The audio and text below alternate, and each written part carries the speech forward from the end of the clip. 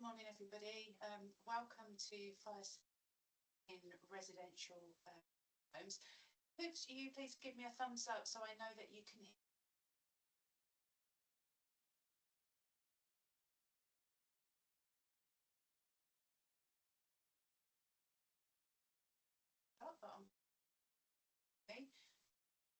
So just to give you a quick introduction to what we'll face, obviously fire safety in residential care homes. You have two presenters. The first part of the presentation will be a case study, and then the second part of the presentation might run through legislation, etc., and care homes. We've got a Q&A function, so if you want to ask questions, you can use the Q&A box. However, at the end of the presentation, we will have time for questions. So if you want to wait till the end and ask your questions, then that's absolutely fine. What we can do is you can put your hand up, we'll unmute you and put your camera on, then you'll be able to ask your questions then. We will be issuing a few polls towards the end of the presentation. That's just to get your feedback. So you don't have to answer them, but it would be really helpful to us if you do. We are recording this presentation, so we're hoping to upload this to our YouTube channel, and that will be available post presentation, so shared with colleagues, etc., who weren't able to make it today. Just to mention, I think that's it, guys. So I'm going to hand over to my colleague Mike, who will start the presentation, and we'll be going through a case study with you. So I'll just temporarily turn my camera off, and then I'll hand over to Mike. Okay, thanks very much, and I hope you enjoy the presentation.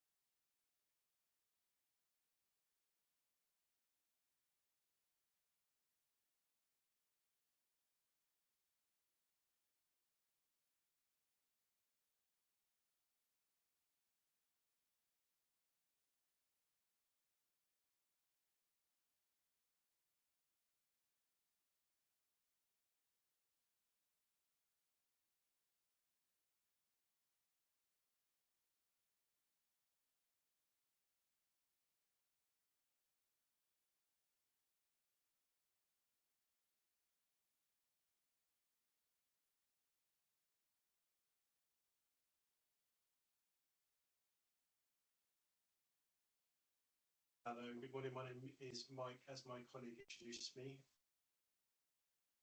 for the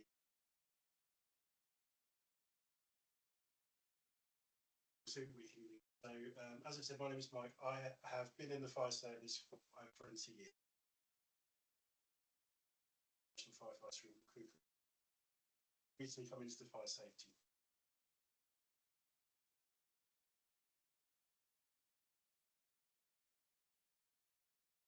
So the session aim today is to increase your knowledge of fire safety in residential care. I'll turn my camera on.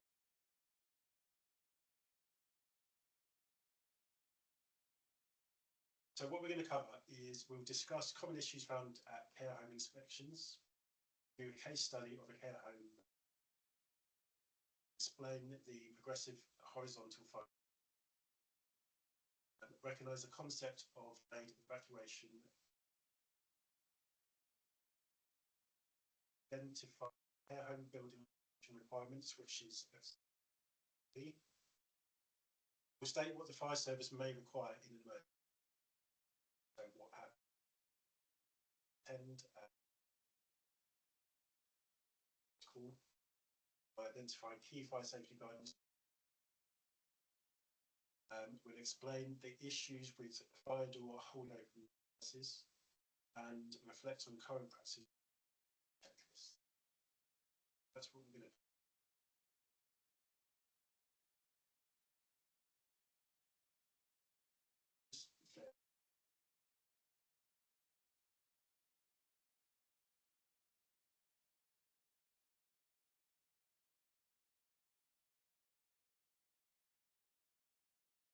You can can just either comment.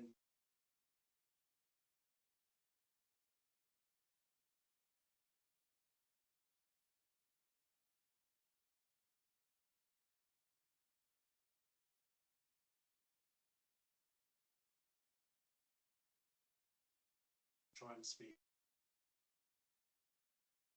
So, what are common issues found at care home inspections? So, fire risk assessments useful and sufficient. So they should be completed by competent fire risk. Some completed in-house. Haven't is advised to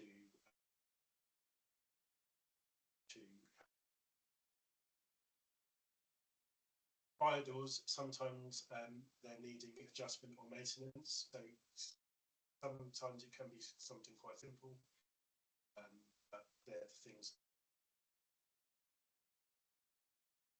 Compartmentation breaches where services run through, so perhaps cables or things have been installed at a later date and they haven't been fast up correctly. There's the chance that those so sorts of things. Ignition sources. So these are things that are brought into protected means escape. So for example, photocopiers. Example I was given a couple of days ago was where you have a nurse's station and perhaps people are bringing in their mobile phones, chargers, and plugging them in those bits, which does present the ignition source. Achievable evacuation. So not just having an evacuation strategy, but actually making sure that this is achievable. And think about worst case scenario. So at night time, do you have enough staff to be able to achieve that evacuation? And moving on swiftly to evacuation drills. So do you actually practice them in those worst case scenarios, such as at night or when you've available? Training, staff turnover and agency staff so affect that. So making sure that all staff trained staff. Yeah. Just bear with us. If you just stick for a minute.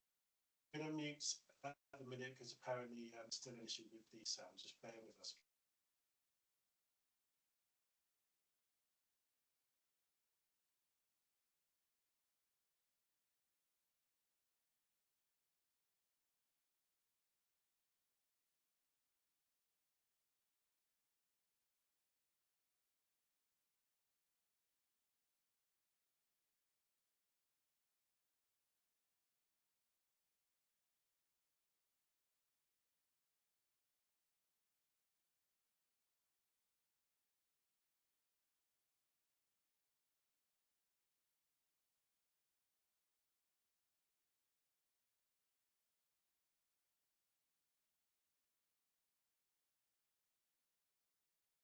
We're back again. Can you just let us know if that sound is better for me, please?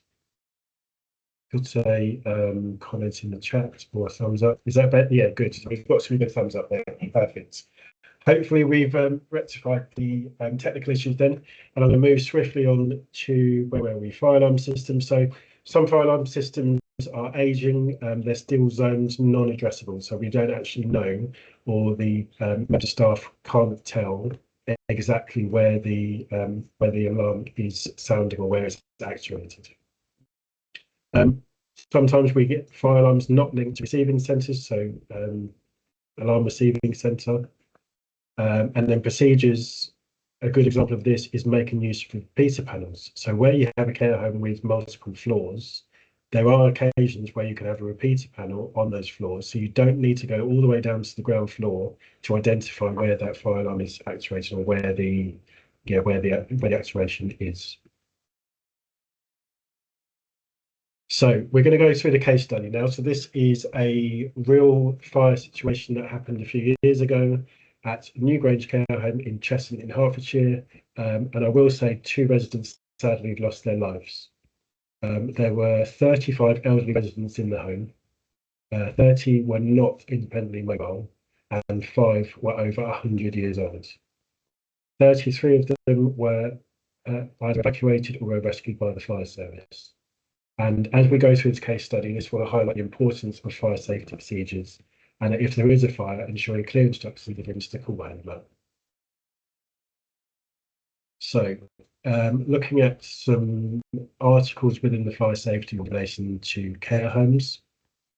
Article 8 is general fire precautions. So the thing that we'll be looking at in there is reducing risk and spread of fire.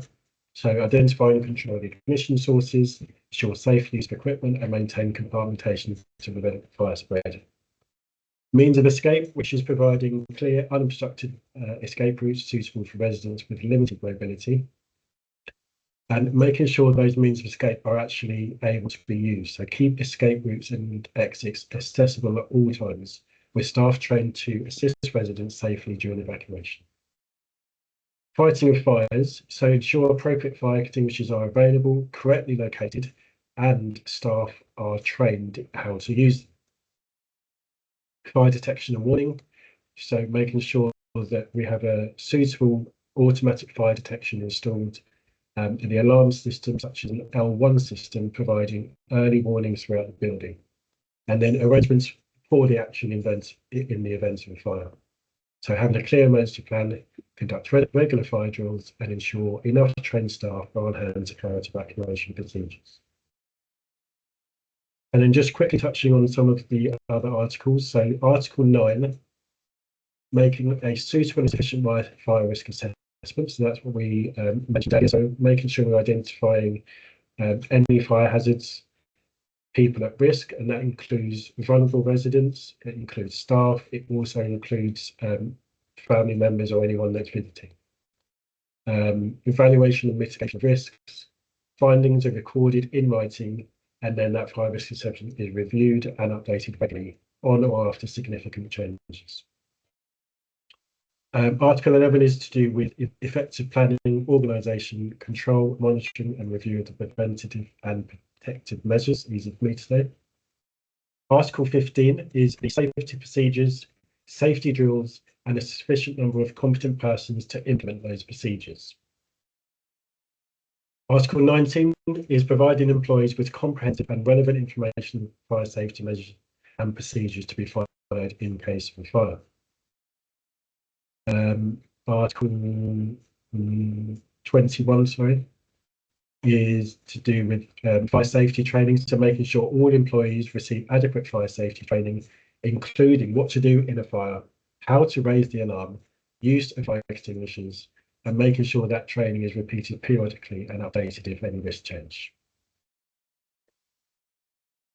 So moving on to the case study itself, then as I said earlier, it's the New Grange Care Home, and this is or was a 2-storey building.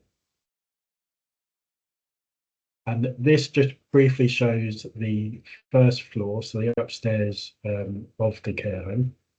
You can see how complex a building it is. Now, just looking at some information about the care home itself. So New Grange Care Home, it had no history of fires in the past. We as in the Fire and Rescue Service, visited it on occasions and no enforcement action was taken. So there was no need for any enforcement action. It was a relatively new building, so it was only 20 years old. It had 38 bedrooms. It did have a fire risk assessment. It did have also a fire detection and alarm system, so L1 system, which is the highest level of life protection, which provides automatic fire detection in all areas of the building. This includes rooms, corridors, roof spaces, and cupboards. So every part, not just escape routes or high risk areas. There was a manager and supervisor roles, so there were always a duty manager or someone of responsibility in the building. They did note, though, there was a high turnover of staff, so this could have contributed or can be a contributory factor. And they also did have fire procedures. So what we're going to do now is we're going to listen to the actual 999 call from the care home staff that was made in this file.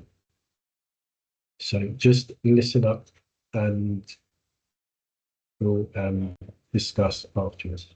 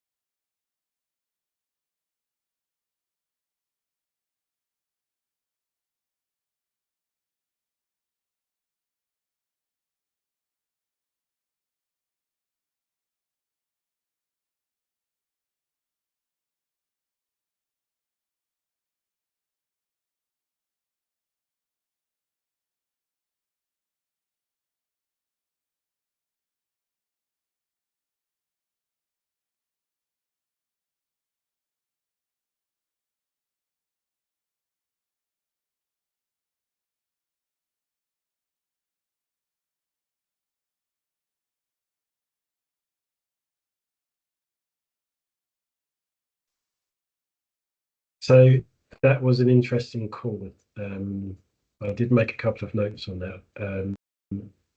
Multiple times the member of staff said they were defying the building.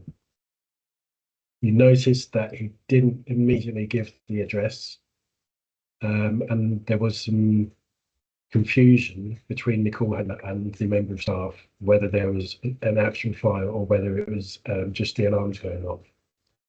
So this these kinds these types of things can cause a delay in sending fire service or the appropriate number of appliances. But we'll move on anyway. And this is some footage that was taken at the fire when it happened.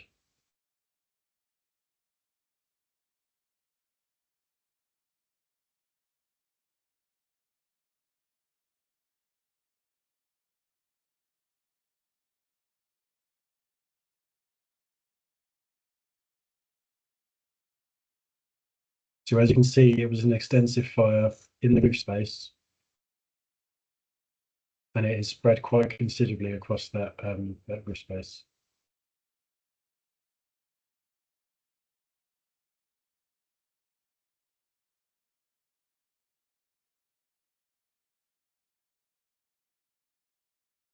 And you can see there a firefighter is going up to the window to try and gain access or to have a look to see if there's any persons in the building.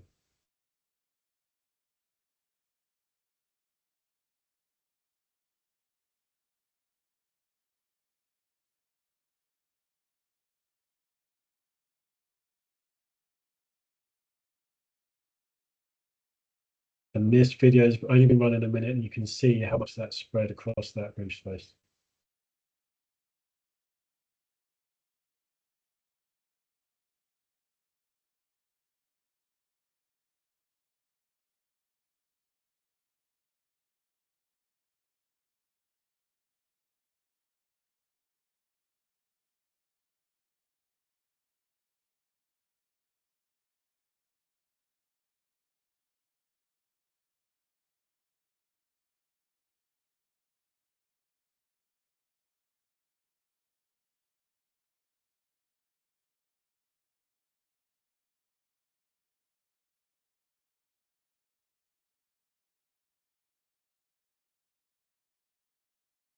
So apparently the staff called 999 and they evacuated, waiting for the fire service arrival.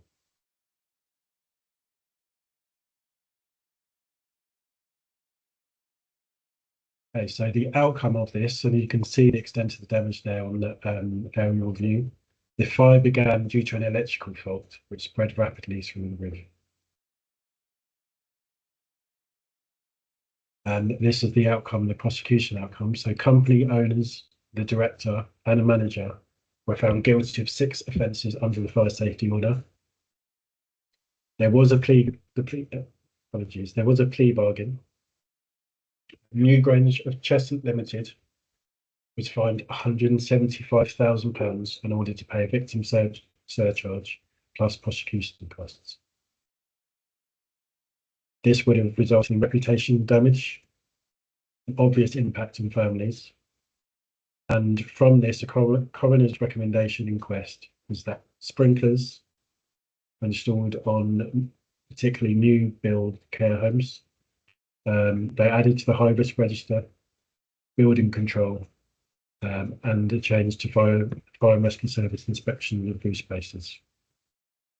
The court's view was the offences showed a high culpability given the vulnerable nature of residents.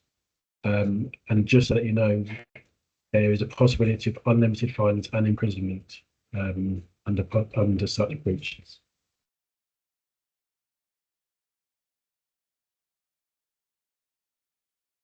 And just some articles to show that this is not an isolated incident. These show a number of other incidents that have occurred over the years. So that ends my part of the presentation. I'm just going to mute myself and pass you over to my colleague. So just bear with us. Thank you very much.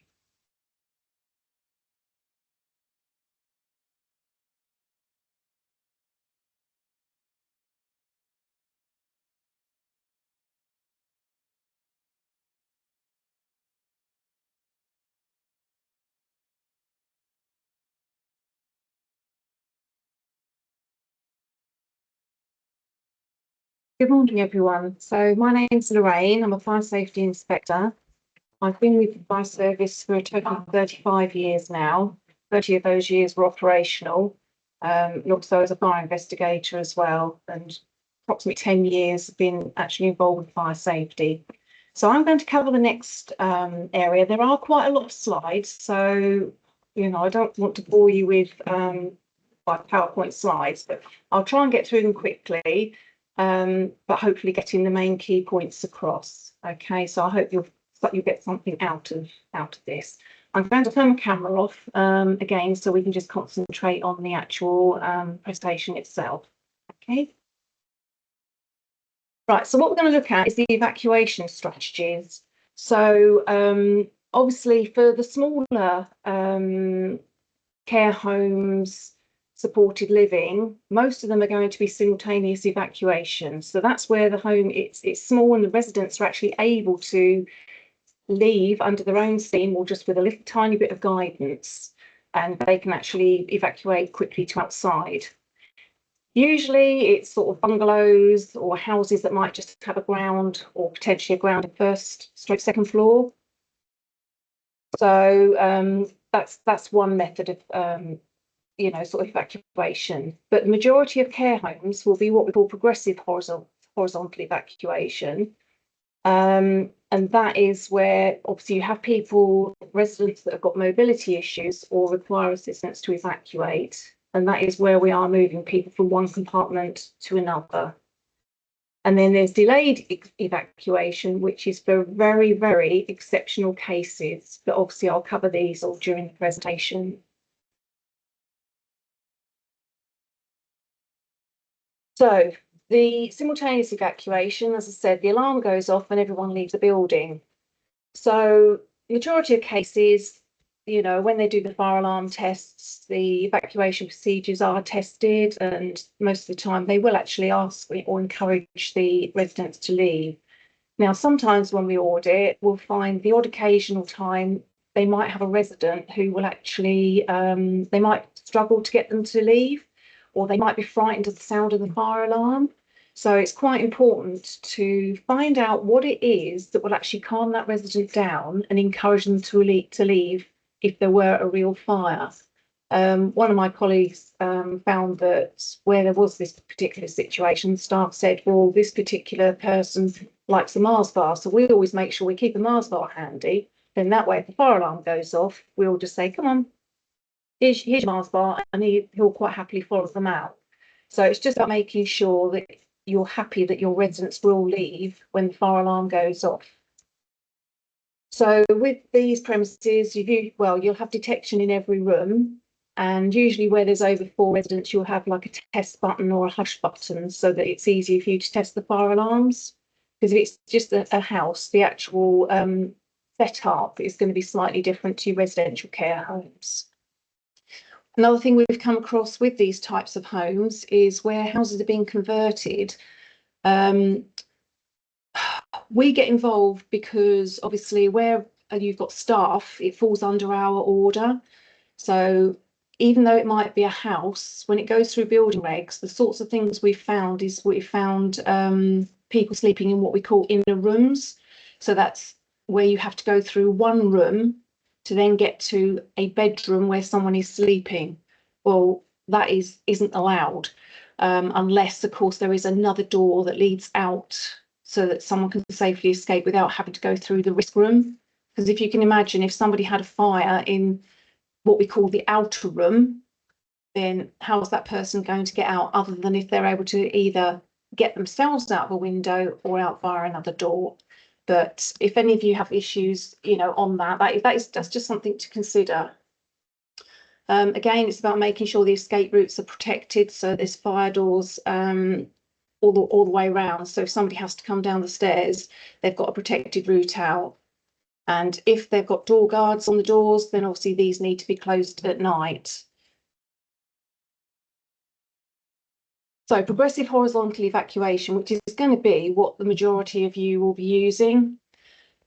So nowadays, obviously all the new care homes will be designed to allow for easy progressive horizontal evacuation. But obviously there are a lot of properties out there which are converted houses, 3-storey houses, for example. And it's important to make sure that your actual horizontal evacuation, you can move people horizontally into another compartment safely. So just an example, I remember auditing a place quite a few years ago, but they've got a single stairway. And when you go to a bedroom, there's like a lobby area. So basically you've got 2 fire doors protecting your single staircase. And what the care home had decided was they wanted to produce a small office up there. So they'd sectioned off one of the bedrooms to make the bedroom smaller. And then they'd opened a door straight out onto the landing, which led to the stairs. Well, straight away, firstly, it should have gone through building control. And secondly, straight away, if there was a fire in that particular office, that would have wiped out the whole of the escape route for that floor and potentially the whole of the house. So obviously that had to be dealt with, but it's just something they hadn't considered.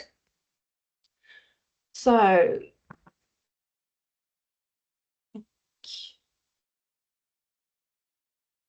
right, so progressive horizontal evacuation, it relies on the subcompartmentation, which is your protected areas. So you should have at least 2 alternative exits. So basically you should be able to, when you're moving people, you should be able to carry on moving them with the fire behind you. You shouldn't get to a point where you're stuck at the end of a corridor with nowhere to go. There should always be a way out. So you'll do your horizontal evacuation and then you'll start, if you need to, start coming down vertically. So when you're moving people to your next compartment, it should be big enough to actually have the people who are in that compartment along with any that you are moving. So the layout, the fire protection arrangements and people factors can vary. So again, you could have a floor where everybody is able to move. It might be just slowly, but they might be able to get themselves up out of the bed, for example, at night and move themselves along the corridor. Or you might have a whole floor where people are going to require some sort of assistance. So it's really important to look at who you've got in your on each floor and in each compartment. So, and the travel distances should be met as well, because what you're not wanting to do is move people if there's only one one route, you need to make sure that they can actually, you can move them along to the next compartment within a very short space of time. So what we say is, really, you should be able to evacuate one compartment in 2.5 minutes. Now, realistically, we know that that can be challenging, but the key thing is to make sure that I'm probably going to jump about a bit here, but this is why it is so important that you know who is in each of your compartments, how long it's going to take you to move those people if you had to an adjoining compartment, and making sure you've got enough staff to achieve that. I'm only mentioning that because that is something that is so important. So, first of all, you've got the first stage. So when the fire alarm goes off, obviously you're going to want to move the person who's in the fire compartment, if it's safe to do so, to get them out. You've got the early warning, so as long as you react quickly, then you'll have time to actually move that person out of the compartment, shut that door. That's now giving you your 30-minute fire door. Then you move everybody else out of the compartment. So that's now giving you the extra 30 minutes. So there must always be the 2 fire doors. So you know your own residents, you know what's required. So in a compartment, obviously those that you know can move either under their own steam or just with a little bit of guidance. If you can move them first of all, and then obviously you'll start moving everybody else. But the prior, you need to try and get them out into the next compartment behind this, the next fire door within sort of 2.5 minutes. So escape route shouldn't pass through ancillary equipment, accommodation. Right, so basically, like I mentioned before about the room, what you shouldn't be doing is having to move somebody through another room to get them out. They should be able to sort of turn their back and go a different direction. So in the scenario I gave you earlier about a bedroom, to get out of the bedroom, if they had to go through like a kitchen dining area, for example, if there's a fire in that kitchen dining room area, then they would become trapped if there was no other route out. So it's the same thing. You shouldn't have to move through another area to reach a final exit. Number of beds, again, you'll need to assess that. If you've got, for example, say 10 beds in a corridor and everybody's able-bodied and, can move along, even if it's just with a walking frame, but with minimal assistance, then you might be okay with that. But if you've got, say, a couple that can walk okay, and then you've got some that require assistance to get up or into a wheelchair or even hoisted, you might want to actually make those compartments smaller. Say put a fire resistant, a fire door, but it'll have to be properly compartmented with a proper fire resistance to make it into 2 compartments of, say, 5 beds each. So these are all things that you need to consider, and as part of your fire risk assessment as well. So if you can't achieve the 2.5 minutes for progressive horizontal evacuation, there can be a bit of flexibility. And I've just said options are reducing the size of the area, as I said about splitting and the extra compartmentation, reducing the number of residents in that area, perhaps change the resident location. I know it can be hard because some people will come in and then that is their room and they might be perfectly okay and, mobile. And then things can change, and then all of a sudden you've got a large number of residents in a compartment that aren't mobile. So if there is the opportunity to move the location or, spread it out so that you have got a mixture of mobility in an area, that can help. Then obviously the biggest thing that we always push for is additional staff, because you might have the allocated number of staff to look after the residents for their day-to-day care needs. But what happens, especially at night time, some places might only have a couple of staff on at night. Or how are they going to evacuate your residents from one compartment into another? So it might be at night time you need additional staff on. And then, of course, there's fire suppression systems, which if they could be fitted, then obviously that can assist as well, because that will suppress the fire might actually put it out totally, but it gives you that extra time. And once you've got the person out of the room on fire, the fire door will be shut, the suppression system will kick in and hopefully put the fire out, but definitely gives you that more time to move your residents. So delayed evacuation. Now, there is this procedure, delayed evacuation, but it is really for very exceptional circumstances. For example, if you had somebody that's on palliative care and moving them could potentially end their life, or for example, somebody who is bariatric, very, very heavy, and you'd struggle to move them. I mean, you'd expect them to be on the ground floor anyway, but what you can do is make their bedroom a temporary refuge. But, and this is a big but, to do that, rather than having your 30 minutes fire resistance, you'd have to have 60 minutes fire resistant construction around the bedroom and the adjacent escape route. Now that would work out very, very expensive, you know, if you've got to increase the fire resistance. You could fit automatic fire suppression, but you'd have to have very strict, robust procedures to serve as an alternative. But like I say, it's one of those things. For the larger person, you definitely want them on the ground floor, and in some cases you might want to try and have a room that a door that leads to outside, so that if they were potentially left in their room, then they could be moved out if they absolutely had to be. And then obviously the key thing here, and I've bolded it, is that residents that are left in a protected bedroom should be accompanied by a carer. Now, if you can imagine, if you've only got 2 carers on, then that takes up one of your carers as well. So your staff awareness, pre-planning and good communication are imperative. And this is where we will always push that you need to make sure that you practice your evacuation procedures. So building regulation requirements. So Mike mentioned earlier about the fire alarm system. So it needs to be what we call a Part 1 system and an L1 fire alarm system. So that is literally where you have got detection everywhere. So you get the earliest possible warning. So all bedrooms are enclosed in fire resistant construction, and all the doors must be fire doors. So that's with your self-closer, your smoke seals and intumescent strips, and your 3 hinges. So the doors themselves, some have free swing, hold open devices, some will be held open on magnetic releases, which will close when the fire alarm goes off. And some will have acoustically operated devices, which I will cover in a moment, because obviously they're the least favourable ones that we want to see, basically. So all the corridors should be protected corridors. So once they've left that bedroom, then they've got a protected way to the next compartment. Building regulations also states they shouldn't contain more than 1 single or double bed.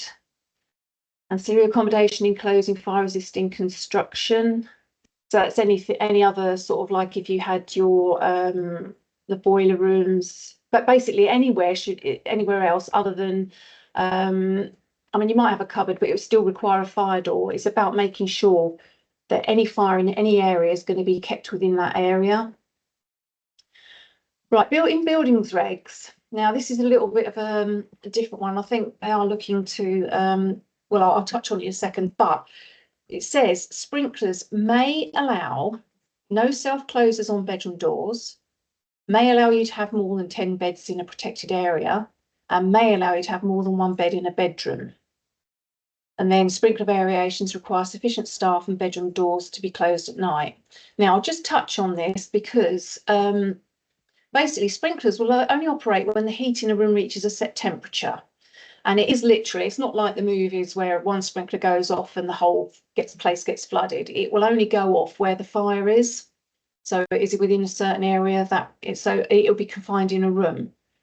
So if, for example, there's a fire in a bedroom and there's no self-closer on the door, so the door's wide open to that bedroom, a fire starts, well, smoke will be produced, and although the smoke, when it gets to a certain point, will hit the smoke detector, by the time the staff have actually gone down, investigated where the fire is or sussed out where the fire is, there's a good chance that some of that smoke will enter the corridor because the door wouldn't have shut. And at that point also, if the door's not shut, then the sprinkler might not have reached that right temperature to actually have set the sprinkler itself off to produce the water that's going to come out. So when we go and do inspections, if we see sprinklers fitted and the doors haven't got self-closers, we will always say, we recommend you put self-closers on the doors, because in that way, the minute the fire alarm goes off, because it detects the smoke, the door will shut. When the door shuts, that's going to keep the smoke in, which is going to keep the corridor clear. And then when the heat is enough, I mean, it will still give you that time to go in and be able to get that resident out of the room. And then when it's built up enough heat, then obviously the sprinkler is going to actuate or put the water on the fire, which gives you longer for getting the actual other residents into the next compartment. I hope that makes sense, because I'm trying to sort of think it through in my mind as I'm speaking to you about it.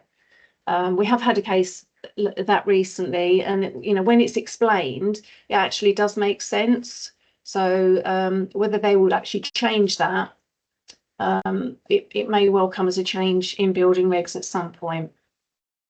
So there is an actual building regulations update. So as of March the 2nd this year, sprinklers are now mandatory in new care homes. Okay, so regardless of their height or size, new care homes that are being designed now will have to have sprinkler systems. So it's the use of sprinklers in care homes reduces the likelihood of a fire spreading beyond the room of origin. Okay, so that is something which is very, very new. Okay, so there are guidance documents. So most of you probably have seen them, but I mean, the key one we tend to look at, I mean, you've obviously got building regs for new care homes, but there is the Fire Safety Risk Assessment Guide, the HM Government one, which is residential care premises, which is obviously the one we use. That green, the next one, the additional guidance for applications. So that's the one which it really just covers some of the additional considerations that I went through. If you can't achieve the 2.5 minutes, the things about the compartmentation, making the compartment smaller, having less people in a compartment, etc. Obviously, the means of escape for disabled people, and then fire safety and specialised housing, and that's more for your small, your smaller, very small places. So yeah, so that additional guidance document is quite a good little document, even if you were to read that on its own. So the 2.5 minutes evacuation of compartments unlikely to be achievable. So I've covered most of that anyway. Okay. So, right. We're now going to take a look at fire training. What does it look like? So when we go and audit a premises, what we're looking for is do you make sure that any new staff, so some people have permanent staff, others might need to use agency staff. So when you have a new member of staff, whether it's agency or not, do they have an induction? Do you familiarise the staff with the escape routes, the importance of the fire doors, how they operate, location of the extinguishers, and also procedures to be followed in case of fire? You'd also expect your staff to have some sort of practical theoretical training as well. It might just be walkthrough training, use of extinguishers. What I tend to say is if you have a team meeting, why not get a couple of your extinguishers up, put them on the table and just talk through and read through what the instructions are, so you can actually talk through them, what they would need to do.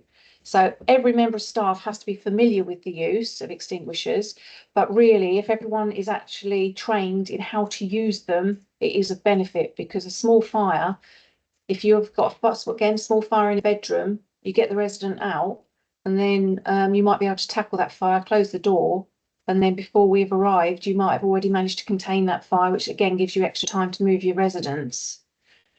So Also, the training, we'd expect everybody to have that training on all your evacuation aids, the ones that you might have in your care home. So that's the things like the rescue sleds, evac chairs, anything that you've got that would assist you with evacuation, then staff needs to have regular training on it, because you don't want the first time for them to have, you know, to use it to be a time when you're actually needing to use it because you have got a fire. And then we say about refresher training annually. So a lot of places do have the online learning, which covers extinguisher training. So, but I mean, key thing is about your evacuation procedures, what they want, you know, what they have to do on discovering a fire or on hearing the fire alarm, what their role is, where they report to, and what they are to actually be doing when, you know, when they've reached that the assembly point, whether that's by the fire alarm, you know, where they meet, where they can get that pass, you know, the information passed on.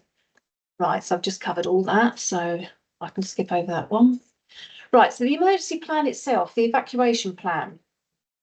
So why do you need to do it? Well, that's to make sure, again, that it's well practiced and it becomes second nature. If it becomes second nature, you're going to be able to move people quicker. How? Well, you can do it either by walking through it, you can do tabletop exercises, you can alternate one, you know, you might do it every 6 months, one time to have a talk through. Sometimes by walking and talking through something, you can actually learn a lot more. So use different scenarios. I'm going to jump about here again, sorry. Use different scenarios though. If, you know, you might say, right, okay, we've got a fire in the kitchen. Okay, what are we going to do? Who are we going to move? You know, which areas do we need to actually move? Because some at the further end of the building, you might not, you won't even need to worry about them. You need to move the people who are in the compartments right next to where the fire is. If you had a fire in a bedroom, again, within certain compartments, use a different compartment each time.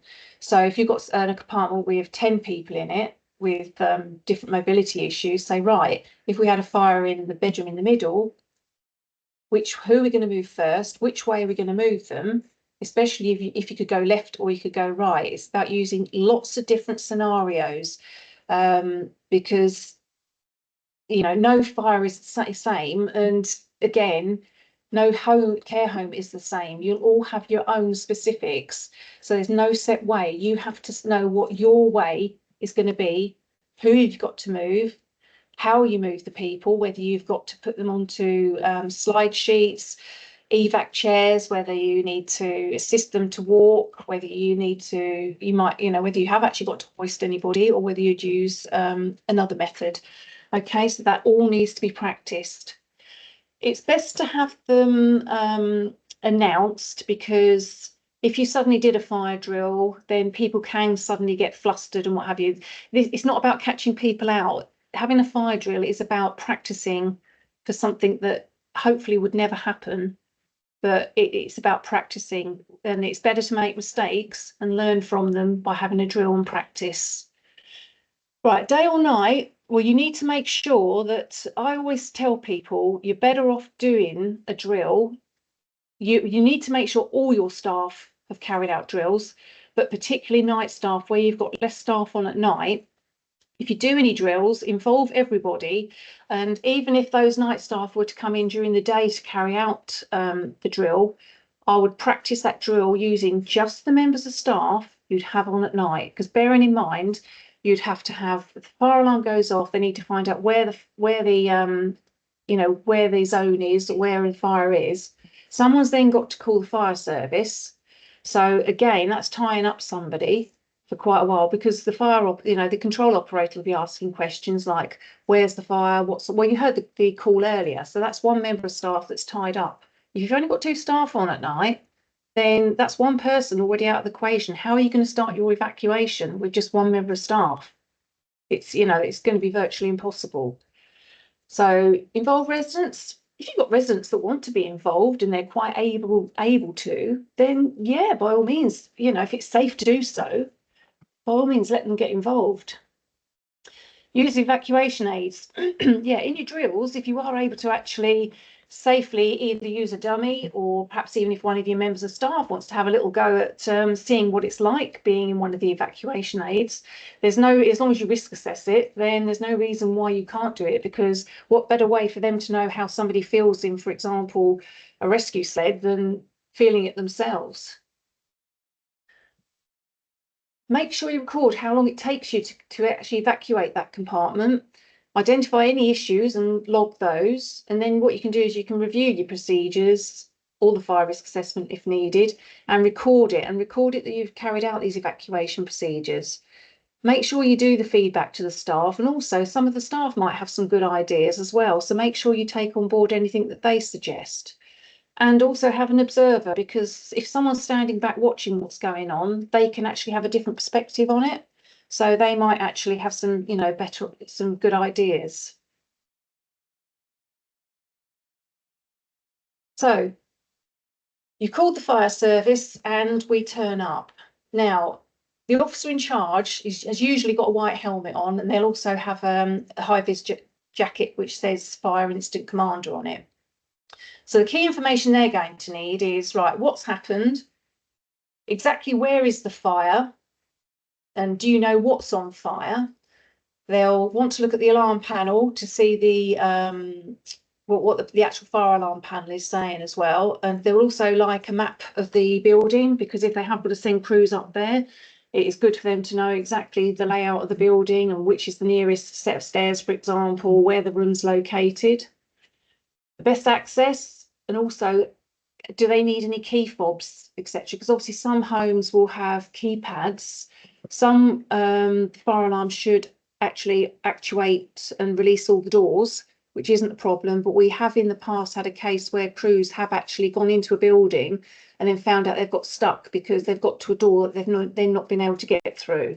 Okay, so it is important to make sure that the crews have got access to that kind of information.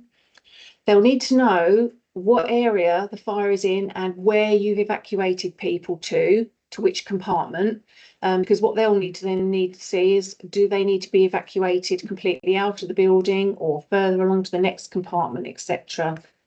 Water supplies, that's something they'll look at when they arrive anyway. They might need to know where the isolation points are for the gas and electric, so that's handy if you've got that information for them. And also things like oxygen storage, they'll also need to know that.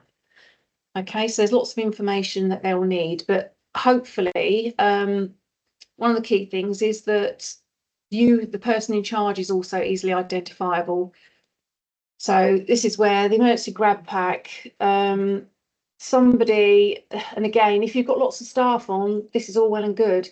I always think about what's going to happen at night when you've only got a couple of members of staff on, because you need to make sure that, we can get in there quickly and that the people have been evacuated from that compartment.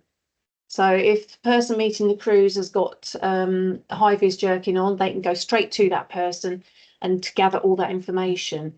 If they've also got, it's good to have a document pack, because in that way, not only have you got perhaps an extra set of plans of the building, it would be handy if we knew who was in which room, because although you started to carry out the evacuation, we might want to start looking at the next compartments and say, like, yeah, can you start evacuating that area?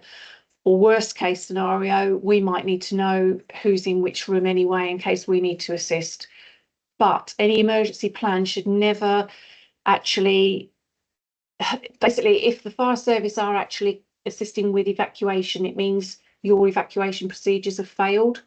So we will assist with evacuation, but it will be because you haven't managed to evacuate people under, as per your. And so it is important that you look at that.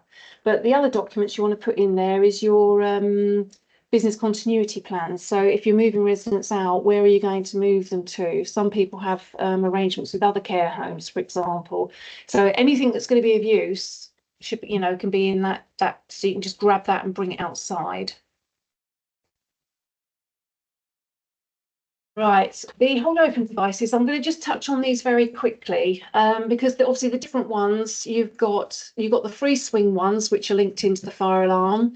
You've got the magnetic ones, which release when the fire alarm actuates. You have got some hold open ones that again still operate but are linked into the fire alarm. But some of the older buildings still have what we call the acoustic operated ones.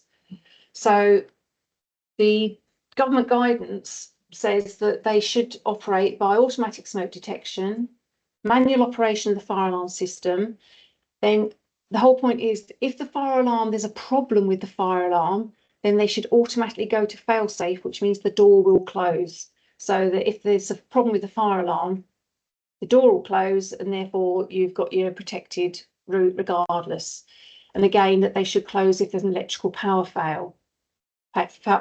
failure. Okay, so in all cases, device should release the fire door, allowing it to close effectively against the frame. So the acoustically operated door release mechanisms, which some of the homes have got, they don't meet the current guidelines because obviously they operate by listening to a sound. But if the fire alarm's in fault mode or there's a problem with it, then the sound's not there, so that door will remain open.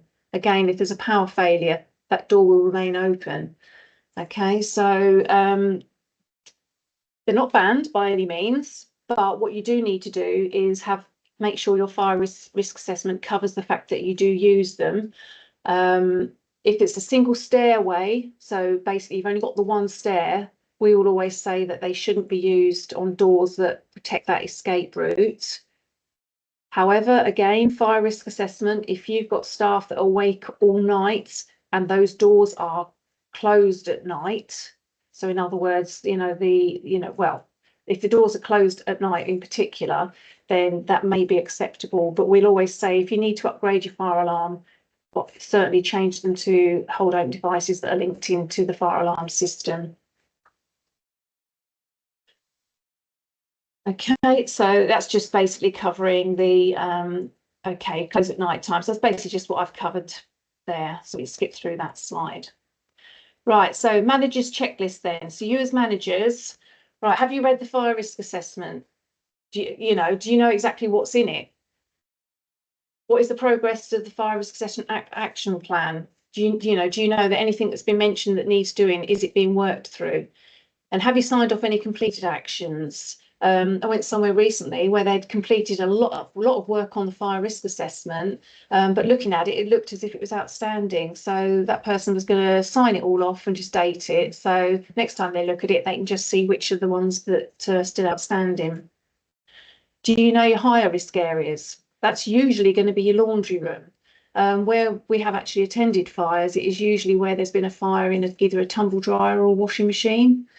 So one thing we tend to say, and it's not, you don't have to do it, but where we go and audit somewhere and perhaps a laundry room has got a heat detector in, we'll often, just as a recommendation, say, why don't you speak to your fire alarm engineer when they come out next and consider changing it to a smoke detector? Because nowadays the smoke detectors aren't as sensitive, but they'll pick up smoke in the early stages of fire rather than a heat detector, which will pick up, when it's actually quite an involved fire. So the two fires that I'm aware of, they were actually picked up and spotted by a member of staff. It's, seeing something going on rather than the detection. So they noticed it before the detection kicked in. So that's something, again, just to consider. That's just something we would put in as, have you considered this? So is your emergency plan accurate and up to date and practiced? Do you and your senior staff understand your fire alarm panel? So again, as well, there are the fire alarm panels. The newer care homes will have a fully addressable fire alarm system, so it will tell you exactly where the fire is. Some of the older care homes will have what we call a zoned panel. So they'll meet and it will say, right, okay, zone floor, which might be on the ground floor, or it might be on the first floor. But then when you get up to that first floor, all your fire doors are shut. It's going to take you a while. It's going to take you longer to suss out which room the actual fire's in. But hopefully, with you having staff on, some of the best smoke detectors are actually your noses. In some cases, members of staff might actually, think, oh, hang on, I can smell something. And it's important that that gets, you know, investigated as well. Again, we've already covered about suitably trained, making sure that they use the evacuation aids and they all know how to use them. Do your staff know how to use an extinguisher? Do you actually walk around yourself and just have a quick look and carry out your own fire safety audit? Do you have a fire safety check sheet yourself? So when you're going out round and doing that, you know, are the extinguishers where they should be? They're not using to prop open doors, making sure the fire alarm isn't in fault mode, making sure obviously all the weekly fire alarm tests are done and your monthly emergency lighting, so you can get that all ticked off. Fire door inspection schedule. Do you go around and make sure, I mean, when the fire alarm, you do your weekly test, do you make sure every fire door closes and closes fully on the rebate? Do you make sure that the smoke seals and the intermittent strips are all in place? So that is something, because when we audit, we don't check every door. We might just check 1 or 2 doors because we'll expect you to be checking those. Okay, if we know it's a couple that aren't quite right, we might turn around and say, you need to have a fire door survey carried out. And the result of that, they will tell you which doors need looking at and repairing. Okay, but if you can keep on top of it yourself, so if members of staff say, oh, hang on a second, that door's not shutting properly, or I notice there's a smoke seal missing, then at least you can defect it and get it rectified. Are your PEEPs up to date? Is your fire safety logbook up to date? So when we come and inspect, we'll be able to look at all the information quite quickly. And how robust is your night duty regime? I mean, I can't stress how important the night time routine is when it comes to evacuation in case of fire. Portable communication equipment. If you've got a large premises, sometimes it can be handy. I know we've got our mobile phones, but if there's a quick way, if you've only got a few members of staff on, to be able to communicate with each other. So if somebody's on an upper floor and they actually walk past the fire on their, you know, if the fire alarm goes off, they can quickly radio and say, yes, it's on my floor. I'm going to, you know, can somebody come up straight away? Attempt to get, you know, the person out with me. We can close the fire door and then additional help can go up from there. Do you have a way of getting additional assistance to the home quickly? Some people have arrangements with other care homes so that you can actually request assistance. They might not be able to release anyone, but once the evacuation started, if there is a way of having a procedure, then that can also be of assistance. Yeah, the grab pack of contents up to date and suitable. And do you have a business continuity plan? Okay, so what are you going to do with the residents when, you know, they're out? Okay, so that is a whistle top tour. I'm sorry, I've actually gone on quite quickly through the slides. We're now going to sort of any questions. Now with this, I'm going to put the camera back on for the moment anyway. With the questions, obviously, if we can answer them, fine. If I can't answer a question, then we can obviously get back to you. We have got your email addresses, etc. So I believe my colleague's probably been answering some of the questions that have been in the chat box. But yes, so if there are any questions, then by all means, if you can raise your hand and then we'll try and answer them for you. Okay.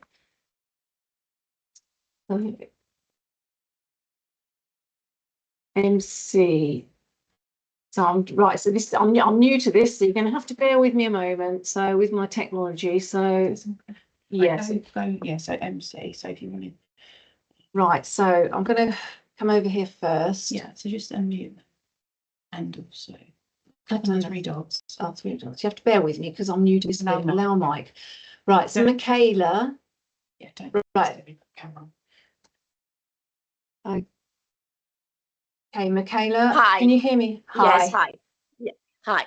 Just what you need to do when you have a gas leak is the same procedure when you have like the fire evacuation is the same for gas. When you have a gas leak in the home. Right. What I would say for if you have a gas leak, because obviously it's more important to move your residents, because you're not going to know exactly. Well, your gas leak, I'm assuming it's going to be from one of your appliances. So therefore, this is a bit of a tricky one because again, you're going to want to do your horizontal evacuation because you're going to need to move your people further as far away from the risk. So Okay. if it's going to be that is an interesting question, because you're going to need to evacuate your residents, but you're going to have to prioritise. I mean, the first thing is obviously the gas board are going to need to be notified. We'd need to be notified. You're going to have to obviously make sure you're not going to be using anything electrical, doing your light switches, etc. Ventilating, because obviously you're not going to have gas in the bedrooms, are you? So your main risk is No, going to no, it's just on the be, corridors, isn't it? Or yeah. So as long as your fire doors are shut. So if it was in your kitchen, then you should have the emergency gas cut-off switches anyway. So your key thing would be to make sure the fire door's shut, ventilate that area, make sure you're not, touching any of the switches. And then what I would do is start moving the residents that are closest to the kitchen along to the next compartment. And if you can open any, if there are any windows that can be opened to ventilate, then try that. That's an interesting question, actually, because obviously we deal with fire, and we do Yeah, attend yeah, I know. incidents involving gas. it Yeah. happened to me in London when I work in a care home. So it was no Okay. manager on site, no deputy manager. So we need to evacuate all the people, and we didn't have the procedure. So we didn't know what to do first. So we Yeah. opened all the windows and Yeah, no, evacuate everyone. Yeah, yeah. Well, that's good. So that again. So now that will be good for everybody else listening on this webinar, because that's something that everybody else perhaps ought to consider, and if they've got plans in place for that. Okay, so thanks for that, Michaela. Thank you as well. Right. Which is Joanna. Yeah, that one's the 3 dots. Right. Joanna. I'm sorry with me being, because I'm sort of new to this bit, but it's the first time we've actually allowed people, doing it this way. Right, Joanna, can you hear me? Disable mic. I've got somebody coming to check again. So this. Right. Okay, click away and just click that. Yeah. Right.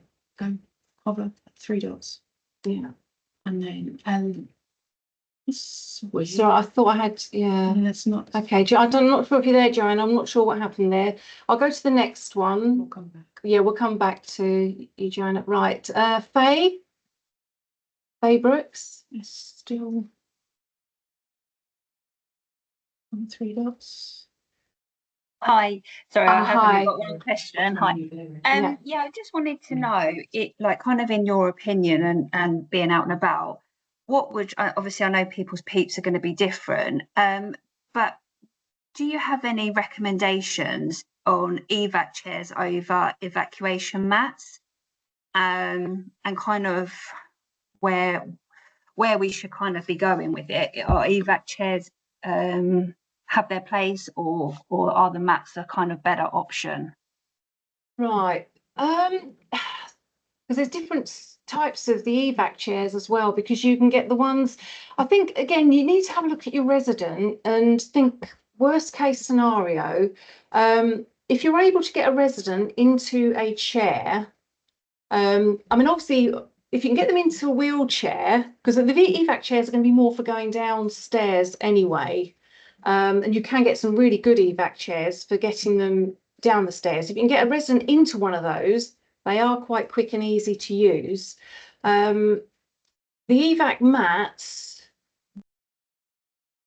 again, they can be quite big. And again, I think it will depend on the size of the doors that you've got as well, because obviously every home, some people, some homes have got like narrow doors, others have got quite wide doors. Some you'll get the beds out of, some you can't. You've got to put people onto mats. So if you're moving people horizontally and you can get them into, again, every care home is different. I know it sounds, this is where you perhaps need to just do the risk assessment to see each of your residents and how best to move them. Because some of them, if you're putting them onto a mat, if you've got 2 people, if they're thicker mats, you've got to make sure you can get them out the door easily, and then you've got to be able to drag them. The sheets obviously are a lot lighter, but again, if you've only got a couple of members of staff, it's a really difficult one. It's about, you need to look at each person that you're going to be moving. I would say the evac chairs, if you can get somebody into the chair, then obviously it's quite quick to move them, but it's that getting them from the bed into the chair. Whereas if you've got the mats, then it's easier to be able to put the mats there and to be able to, you know, to move somebody onto a mat and then drag the mat. But then you still got to negotiate doors, etc. So No, that's that- great. Thank you. it- No, that's. do you know what I mean? It's a little bit of a tricky one because we've seen the evacuation aids, but it's really everything is based. We always sort of say, even with fire risk assessments, when they're carried out, some risk assessments are based on a building and not the occupants within the building. So it's really important to look at who you've got in there and how best to move them. No, that's great. So- Thank you. No, that makes Okay. sense. Thanks for that. Okay, thanks. Okay. Right, next one. Right, I'm going over to, is it Everett? Everett, can you hear me? You're not, you might need to unmute your end. I think this is what we found. Okay, can you hear me now? Oh, yes, I can hear you. Yes, good morning. I was just going to Morning. say we missed part of the first part of the training because Oh, we couldn't okay. hear anything. So I was just wondering if there's going to be Right. any slides so that we don't miss out completely. Right. Yes, I'm sure we'll be able to get some of the slides out to you. How far into the what we'll do is we'll have a look because we should be able to see how far along the I think it was about the first part to the just a few minutes before you took over. right. Okay, so the first part, yeah. Yeah. Okay, so what we'll do is we should be able to get the sort. Yeah, it's been recorded as well, Okay. and we'll go on our website. Yeah, because the bit especially about the care home fire is quite interesting. A lot of that you can actually find if you Google it. There is actually some information on. You can find it on YouTube as well, and I think even the 999 call. I think it is in the public domain, so you can Google it. All right, because yes, that is quite an interesting part of it. Yeah, we apologise. It's yeah, we just had a bit of well, technical issues. So we really appreciate you bearing with us with it. Okay, So thank you. Thank you ever so much. Thank you. Right. Now, Joanna, I don't know, did you still have a question? Because I think you hadn't unmuted. So if you do have a question, by all means, jump in. If not, is there anybody else that has a question? Oh, hi. Sorry, can you hear me? Yes, I can. Hello. Sorry about that. I didn't that's have a fine. question. I put my hand up earlier because I couldn't hear anything and I forgot to put it back down. So apologies. Okay. Yeah, no, I Sorry. mean we apologise, for the fact that we did have the technical issues. Okay. All Thank right. you for that. All right, thank you. Right, okay then. Right, so we have come to the end of the session anyway. So I hope you've actually, you've got something from it. And, like my colleague said, the slides, well, the presentation will be available. We'll be having it, it'll be available on YouTube, and it will be going onto our website. Okay. So the chat box will be open for a little while. So if any of you, sorry, the Q&A box, beg your pardon, will be available. So if any of you do have any questions, then we'll stay online just for a little while, so perhaps we can answer them for you. Okay. Or yes, or you can put your hand up and ask. All right. So I'm going to turn my camera off, and then if anybody does have a question, we'll keep an eye out for hands raised. And but thank you ever so much for attending. And I hope you did get something out of it. And again, apologies for the technical issues that we have had. Okay, so thank you very much. Goodbye.